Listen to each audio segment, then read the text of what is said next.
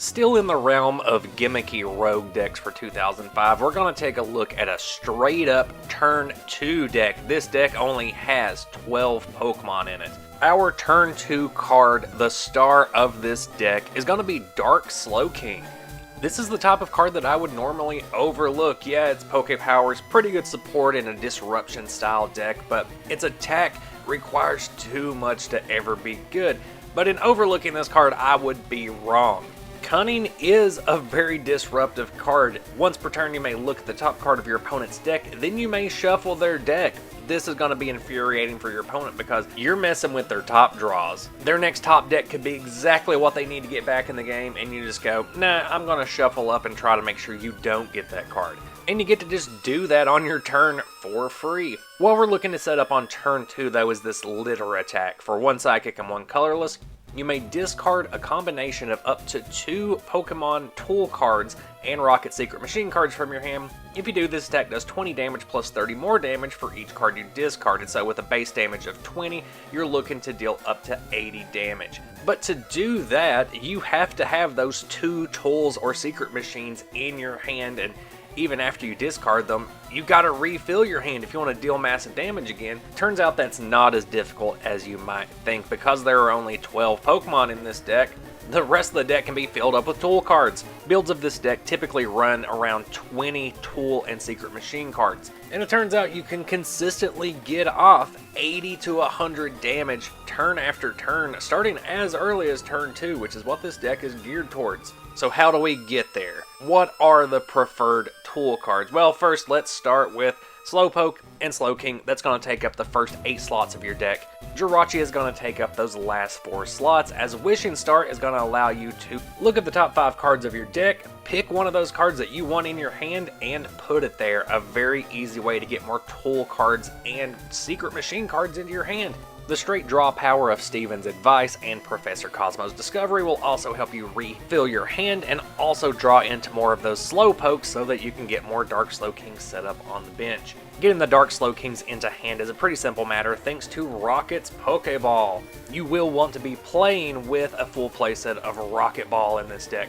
Rocket's Mission, not as much. I'm a little more iffy on this card and its consistency, so I really only use 1 or 2 copies here. The draw power is solid, but it doesn't really feel good to discard one of the key cards of your deck, even though we do have a way to get it back. Now on to the tool cards. The first one I want to talk about is Strength Charm, the non-stackable plus power. Depending on the matchup, you're going to have to choose which tool cards do I actually want to attach and utilize, and which ones do I want to keep in my hand to discard. Strength Charm is one of those that if you really just need that extra 10 damage to get the KO, you're going to play it down on the field. Just by looking at your opponent's side of the field, you should be able to determine, am I going to need more Strength Charm? Should I hold on to these in my hand?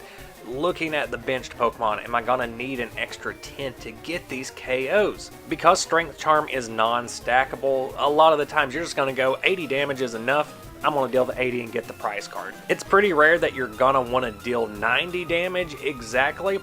The key number that's going to come in is 100, and you're going to be able to get to that 100 damage on turn 2 by attaching a Darkness Energy. Just in case you were wondering how this deck got to 100 damage on turn 2, bet you forgot about the effect of Darkness Energy, didn't ya? Yeah, it's still a special energy card. Choosing to attach or hand a Crystal Shard is much easier. You essentially go, does my opponent's deck run any resistances to Psychic or Dark? No? Okay, well it's going straight in the bin. There are quite a few cards in the metagame that do have a Psychic resistance though, so Crystal Shard is worth having in the 60 for occasional use, if not just as discard fodder for Slowking's Litter attack. The Experience All Tool card is going to ensure that you have backup attackers set up and ready to go.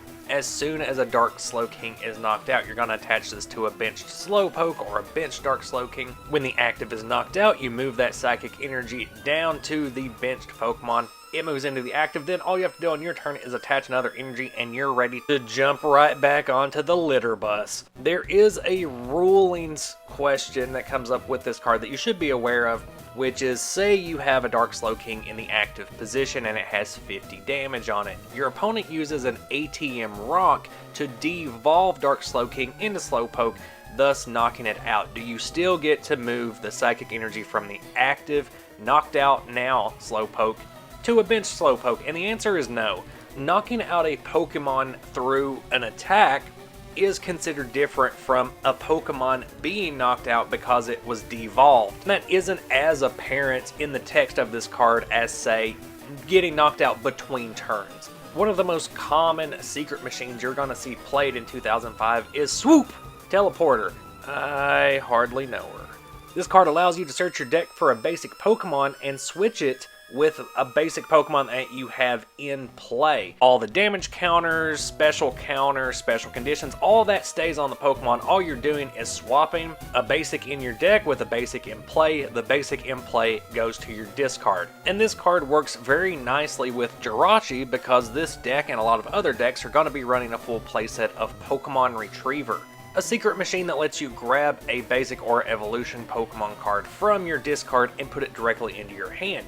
You can also get 3 Pokemon and then shuffle them back into your deck, but you're almost never going to do that. What you're going to do is use Jirachi's Wishing Star. You're going to look at the top 5 cards of your deck, get your favorite, put it in your hand, then you're going to use Swoop Teleporter to knock that Jirachi out of play. You're going to send it to the discard. Pokemon Retriever is going to let you put that Jirachi back in your hand. You can play it immediately because it's a basic, and you can use Wishing Star again. A nice little loop to help you dig through your deck and get all the cards you need faster. Being a turn 2 deck, you have to set up quickly and you have to hit as hard as you can, as fast as you can. These decks are built to win early game with easy knockouts. Ideally, your opponent only gets a couple of Pokemon in play, you knock both of them out and you win that way. In doing so, you're going to dig through your deck super quick, which is one of the reasons this deck cannot go into the late game, because you're going to have no cards left in the deck. You do have a way to recycle your Slowpokes and Slowkings, but you don't have a way to recycle the 20 tool cards you have. Of those 20, you're going to be selectively utilizing some of them and then discarding probably 2 per turn. This deck kind of has the opposite problem as the Acid Liability deck that we talked about recently, where your opponent's HP does matter. If they have some hefty Pokemon, then this deck is in for a rough time unless you can start hitting those basic Pokemon before they can hit a rare candy. In a blind matchup, it can be very easy to catch your opponent off guard and win in those early turns. There are a lot of Stage 1 decks in the 2005 metagame, but not a whole lot that can hit as hard as Dark Slowking as early as turn 2. All in all, the deck has great typing. It is very consistent once you get past those mulligans, and it is a challenge to play against early game because you really have to up the tempo to keep up with this deck. Playing this deck is a race on both sides of the board. You either have to keep up with it, or if you're playing the deck, you have to win very quickly, or you're going to beat yourself by running out of resources. Here's a sample deck list for anyone looking to build this deck and play it on their own. If you do, be sure to leave a comment down below letting me know what you think of it, what changes you would make, and where you feel this deck falls in the overall 2005 metagame. It can be kind of hard to place since there is so much variety and the matchups can be so crazy. As always, also let me know down below what decks you're most excited to see, what cards do you want to see some spotlight on in this series, and if you like what I'm doing here on the channel, make sure you recommend it to someone else or post on your social media. The more eyes I can get on my content, the easier it is to create more and more. Thanks for watching till the end of this one, and I will see you next time.